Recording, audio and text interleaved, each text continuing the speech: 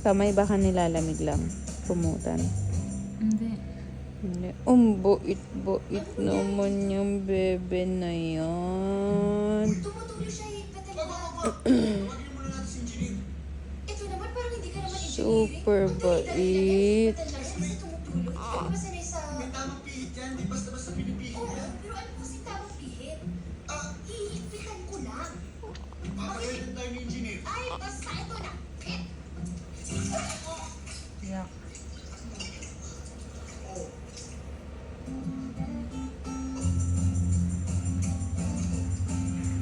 Ayan, nasikira. Hindi ko chocolate yan. Ang pangit mo. Bakit? Bakit? Ayan. So behave naman ang baby namin.